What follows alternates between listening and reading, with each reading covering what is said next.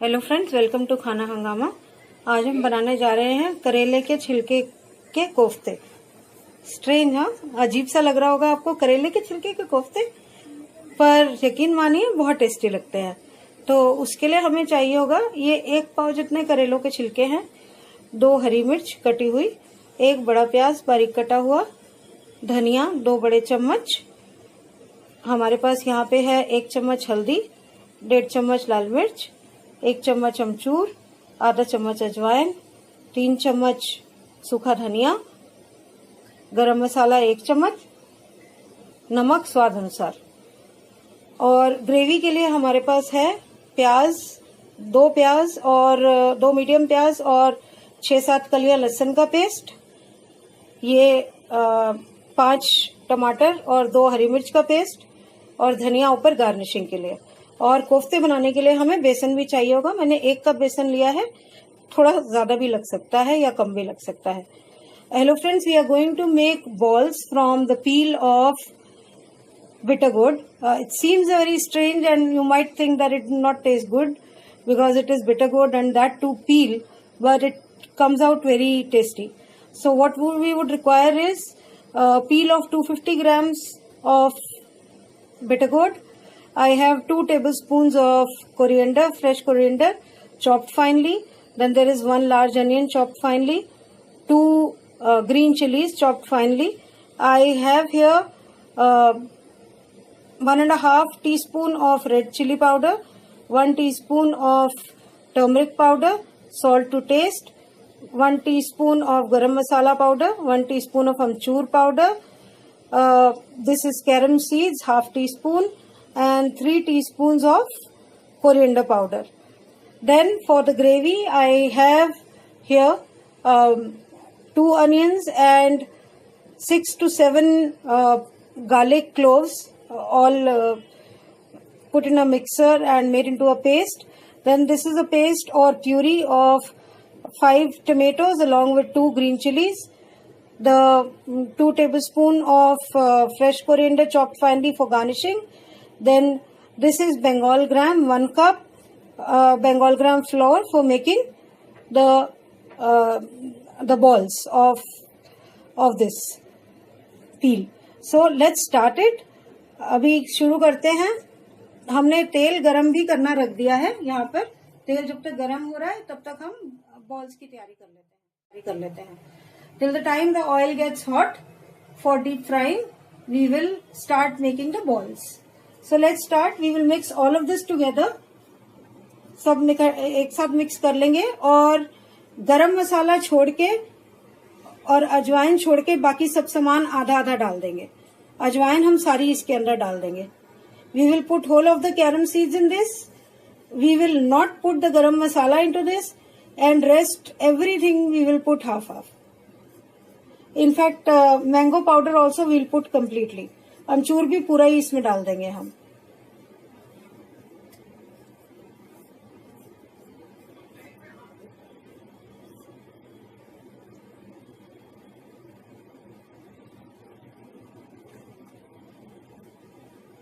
ये सब हमने डाल दिया है और अब हम इसमें थोड़ा थोड़ा करके बेसन डाल के पहले इसको मिक्स कर लेंगे, फिर बेसन डाल के मिक्स करते जाएंगे। हम इसमें 2 चम्मच के करीब तेल भी डालेंगे। We have mixed all the spices except for garam masala into this, and rest of the spices we have mixed half. And now we will put half of the Bengal gram, आधा डालेंगे अभी, और धीरे धीरे इसको हम आटे की तरह गूंदेंगे और 2 चम्मच इसमें तेल भी डाल देंगे। We will put 2 teaspoons of oil into this and we will make it into a nice dough to make the balls out of it. So there is 1 teaspoon and 1 more.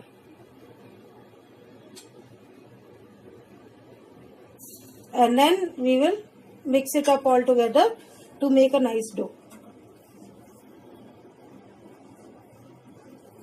हो सकता है थोड़ा सा कम भी लगे बेसन, हो सकता है थोड़ा सा ज्यादा भी लगे, पर हमें पानी बिल्कुल नहीं डालना है। We don't require water for this. We might require this Bengal gram flour to be a little more than what I have taken, or a little less maybe. It depends. And one more tip, I had put the peels, I had mixed the peels with salt in the morning in order for them to bring out all the sourness. मैंने इसका नमक डाल के रख दिया था छिलके को पहले सुबह, और बाद में इसको फिर धो दिया था शाम को.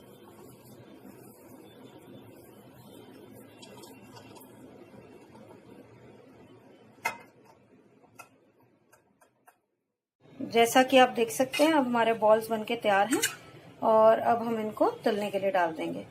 As you can see, the balls are ready. This is the last one that is being made, and now we will deep fry them into the oil. अब हम इसको तलना डाल देते हैं.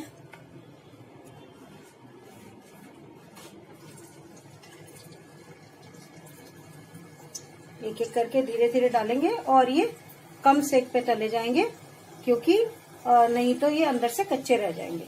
और हमने इसमें आधा चम्मच जितना सोडा भी डाल दिया था ताकि ये सॉफ्ट रहे balls.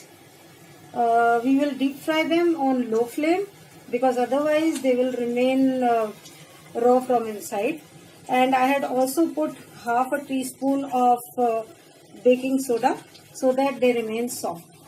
So now these will cook slowly, and we will come back once these are golden brown in color. आप देख सकते हैं इनमें हल्का हल्का ब्राउन कलर अच्छा सा आना शुरू हो गया. जब ये पूरी तरह से ब्राउन हो जाएंगे तब हम इनको निकाल लेंगे. As you can see, nice golden brown color is coming up in few of the balls. When all the balls are light brown in color from all the sides, we will take them out. हमारे ये कोफ्ते अच्छे से तल के तैयार हो गए हैं. तो अब मैं गैस बंद इनको पहले निकाल लेती हूँ और फिर गैस बंद कर दूंगी. Now the balls are ready. As you can see, they are very beautiful brown color. And I am taking them out, straining them, and I will put them in a plate on a tissue paper so that all the extra oil is drained out. Tissue paper पे निकाल देंगे इसको ताकि extra तेल जितना भी होगा वो सब निकल जाएगा.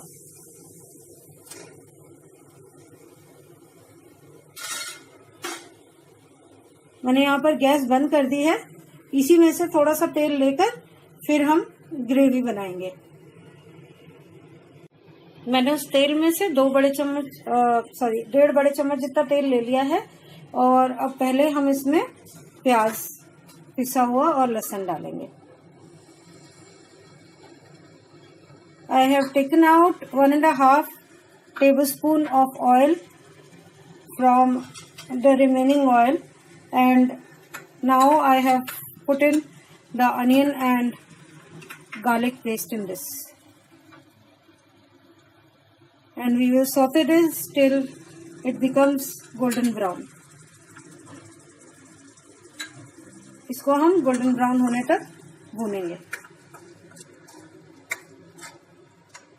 सेक यहाँ पर मैंने तेज कर दिया है.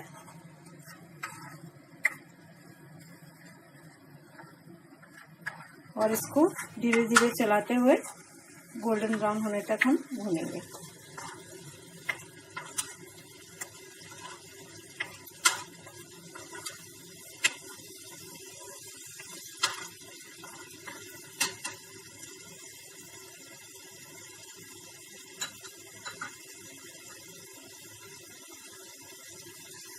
प्याज और लहसुन गोल्डन ब्राउन हो गए हैं और इनमें से कच्चेपन की स्मेल भी खत्म हो गई है. तो अब हम इसमें टमाटर, अदरक और हरी मिर्च का पेस्ट डाल देंगे. मैं आपको बताना भूल गई थी कि मैंने अदरक भी डाली थी इसमें, 1 इंच जितना टुकड़ा पेस्ट में. The onion and garlic are golden brown now, and it has lost its aroma of rawness. So now I am putting in the puree of tomatoes, green chili and ginger. I'm sorry, I forgot to tell you that I had put in 1 inch piece of ginger also in the puree. So now this is mixing well. We will keep on cooking it till the oil leaves the masala. तब तक इसको पकाएंगे जब तक तेल छूटने नहीं लगता मसाले में से।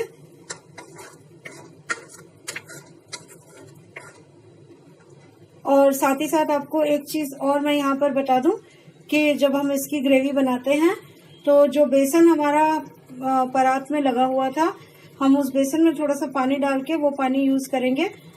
एक तो उससे तरी गाढ़ी बनती है, दूसरा थोड़ा कड़ी का सा टेस्ट आता है और टेस्टी भी ज्यादा लगती है। सो while this is cooking, let me tell you one more thing. The remaining Bengal gram flour in the pan or in the pan where I had put in the masalas and made the balls, that was in here, and I have put a little water in this. As you can see, this water we will be using for the gravy because there are three things. One, the gravy will become a little thicker. Two, it will become a little more tastier, and it will have a smooth texture. So let's see where our tomatoes are now. Okay, they still have a lot of water, so they still need some cooking. अभी भी पानी है टमाटर में, मैं इसे तेज करने जा रही हूँ और इसको तेज सेक पर पकाएंगे ताकि जल्दी से हो जाए. Now I am cooking them on high flame so that they start leaving the oil quickly and all the water gets evaporated. And while this is happening, I will put in the remaining salt and red chili, because salt and red chili help the tomatoes to leave their rawness quickly. नमक और लाल मिर्च अभी डाल दूंगी मैं इसमें, क्योंकि नमक लाल मिर्च से इसका कच्चापन जल्दी खत्म हो जाएगा.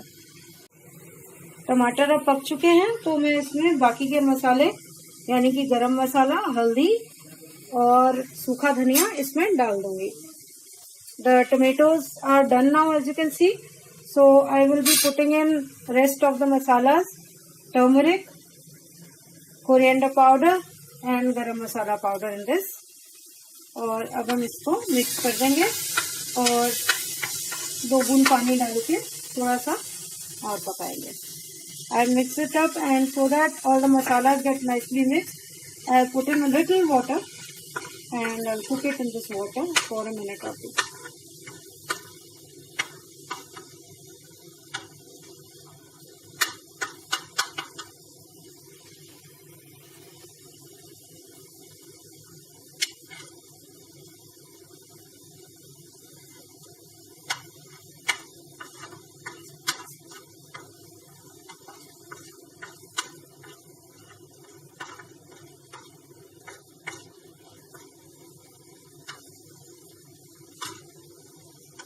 So as you can see, this is all nicely mixed up, but the tomatoes have still not left oil, so I will cook them further for a minute more.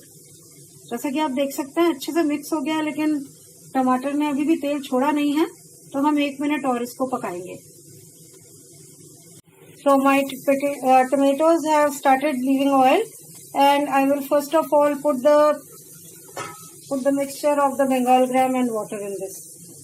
तेल छोड़ना शुरू कर दिया है, तो मैं अब ये जो मैंने आपको पानी दिखाया था पहले वो डाल रही हूँ और इसको थोड़ा सा पकाना पड़ेगा क्योंकि बेसन इसमें कच्चा है.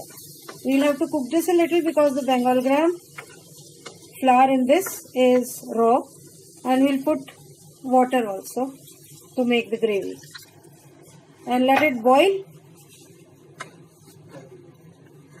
till 2 or 3 boils come, so that the Bengal gram flour is completely cooked.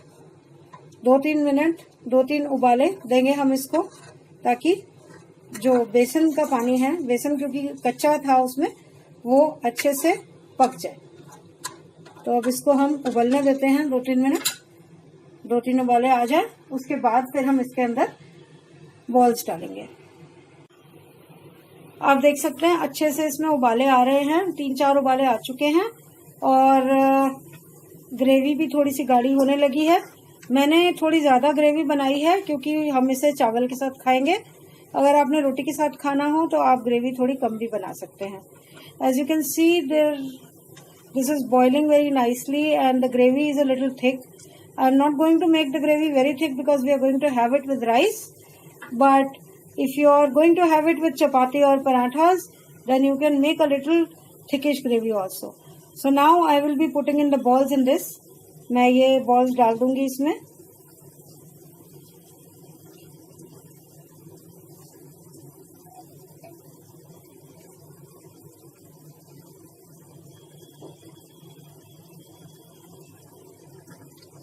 I'll mix this up nicely and let it boil with the balls so that the balls also get softer. अब इसको ये कोफ्ते डालने के बाद भी अच्छे से इसको मैं उबलने दूंगी, क्योंकि अच्छे से उबलेगा तो कोफ्ते इसके अंदर सॉफ्ट भी हो जाएंगे। तो मैं इसको 2-3 मिनट तक ढक के और उबाल रही हूँ तेज सेक पर।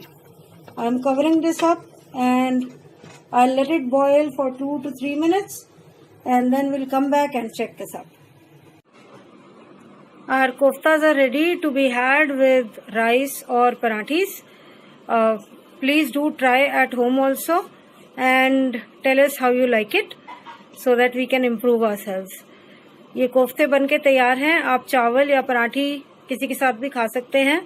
ज़रूर घर में बना के देखिएगा, हमें बताइएगा कैसा लगा टेस्ट, और आप अपने सजेशंस भी दीजिए ताकि हम अपने आप को और इम्प्रूव कर सकें।